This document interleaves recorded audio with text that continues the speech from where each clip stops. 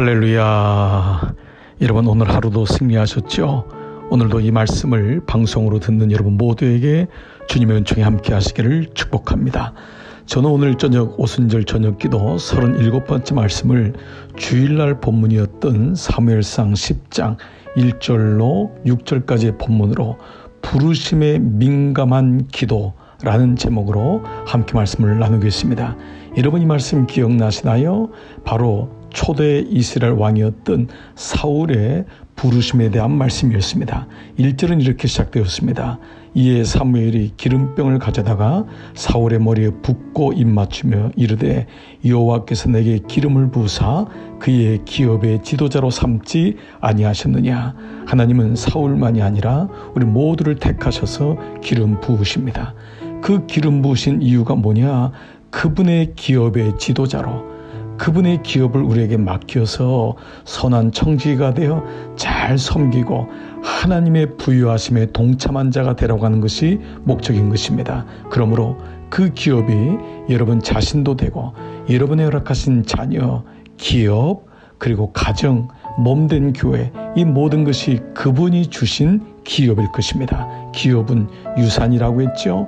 유산은 제비뽑기에서 나왔다고 했습니다. 그러므로 내가 애써서 힘써서 노력으로 만든 것이 아니라 하나님이 내게 주신 것을 잘 관리하고 그것으로 이윤을 남겨 하나님의 기쁨이 되는 바로 선한 청지기가 되는 것이 우리를 기름 부으신 선택하신 이유라는 것입니다.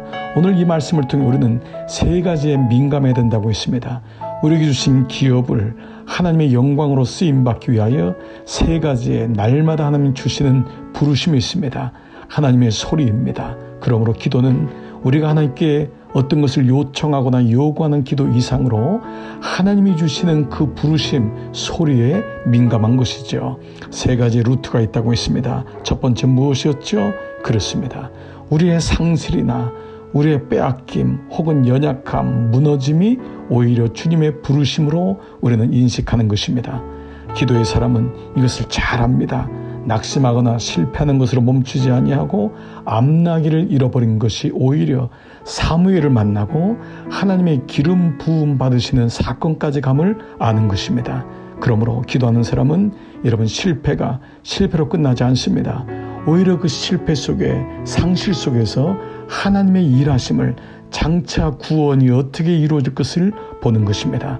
성경적인 말씀 위에 구속사적인 큐티는 예수 그리스도의 구원이 있어야 됩니다. 여러분에게 바로 상실이 오히려 하나님의 부르심이 되기를 하나님이 소리를 치시는 것입니다. 내가 여기 있다. 네가 아프다고, 연약하다고, 무너졌다고, 손해보았다고, 실패했다고 좌절하지 말아라. 오히려 그것이 나의 부르심이다. 그렇습니다. 첫 번째, 우리는 상실을 통하여 하나님의 소리를 듣게 됩니다.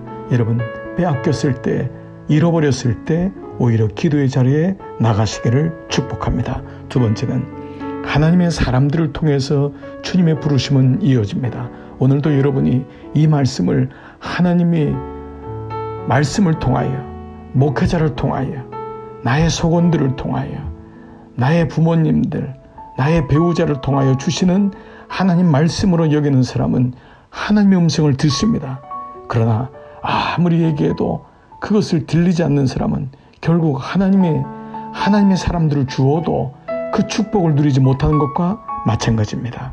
교회적으로도 마찬가지입니다. 하나님의 사람들, 세 사람은 공동체를 의미합니다.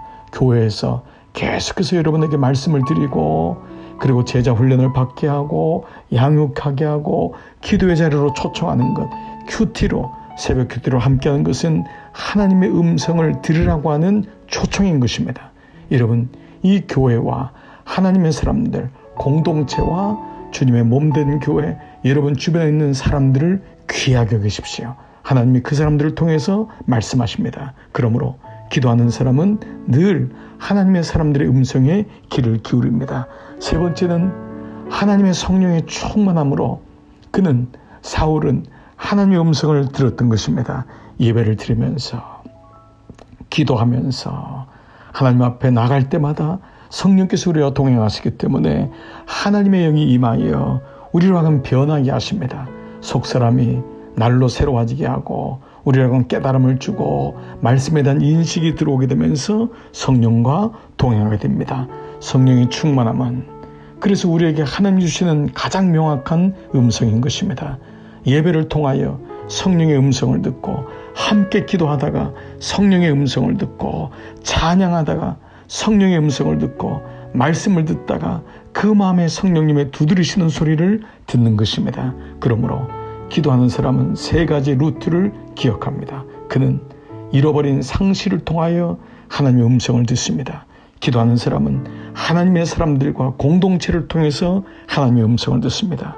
기도하는 사람은 바로 성령의 내주하심과 성령의 동행하심으로 늘 하나님과 접속되어 주님과 함께 가는 인생을 살게 되는 것입니다.